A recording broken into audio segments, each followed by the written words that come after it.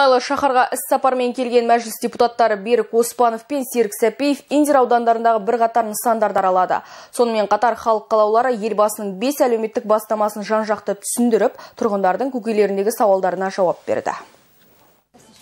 Индер ауданына ат басын тіреген халық қалаулылары алдымен орталықтағы емхананың жай-күйімен танысты. Бұл аудандағы алғашқы емхана 2015 жылы пайдалануға берілген. Мұнда заманауи технологиялармен жабдықталған оңалту орталығы да бар. Дәрігерлер депутаттарға өзекті мәселелерін жеткізді. Солардың бірі маман тапшылығы. Поликлиниканың басшылығы тиісті қызметкерлермен бірге барып, Атырау қаласында мамандарды бөлу мәселесі қарастырылып жатыр. Соған барып, жаңа мамандарды алып келу кеткен. Олардың жоспары бойынша қазір біраз мамандар келеді, қосымша осы мекемеге. Бірақ дегенмен бұл мәселені толығырақ ойлану керек сияқты. Яғни денсаулық сақтау министрлігінің тарапынан жоспарлы түрде бұл жұмыстар жасау керек.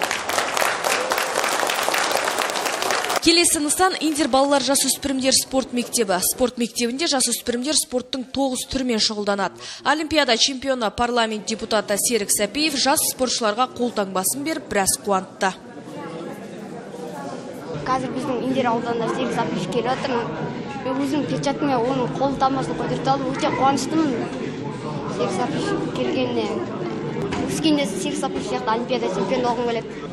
Өте жақсы, 9 спорт түрлері дамытып жатыр. Бізде негізі республикамызда ерекше назар бөлініп жатыр спортқа. Балалармен әрине кездескеннен мен қуаныштымын. Олар бізден үлгі тұтады, біз ақыл кеңес береміз. Іс-сапар барысында халық қалаулылары аудан тұрғындарымен де кездесті. Жиынға қатысқан атқарушы орган өкілдері мен аудандық мәслихат депутаттары көкейдегі сауалдарын жолдады. Елдерден келіп жатқан тауарлардың, тамақтардың, киімдердің, жаңағы қуыршақтардың деген сияқты сапасы көтермейді.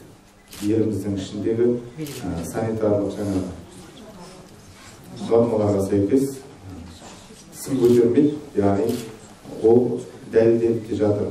Сонда кеден одағы бізге не үшін, онда мамандар қаншалықты деңгейде, қаншалықты еліміз үшін қызмет етіп жатыр деген сұрақ. Шекара бір ғой. Кірген өнімнің барлығы одан түсім әр мемлекетке бөлінеді. Өзінің есебі бойынша. Сонда бізге келіп түсетін түсім екі есе артты. Яғни екі есе көп алып отырмыз. Көлемі. Мұны осының тиімділігі осы. Ал енді олардың жұмыс жасауы, сіз айтқандай сапасы бар, басқасы бар, ол біздің тиісті стандартизация, сертификация қызметі жоқтығынан. Ол кедендік неден емес. Олар талапқа сәйкес кіргізеді, шығарады. Білесіз ғой, сертификат бар болса, соған сәйкес не алады. Ал енді бізде қазіргі елде бір үлкен проблема. Стандартизация, сертификация лабораториялардың жоқтығы біріншіден. Барлық болса, олар қалай болса солай жұмыс істегені. Яғни бізден нақты бір лаборатория жоқ екен. Дұрыстап талдау жасайды. Астанада, Алматыда бір екі үшеу бар шығар. Керек болмаса облыс орталықтарында да ден дұрыс лаборатория қалмады.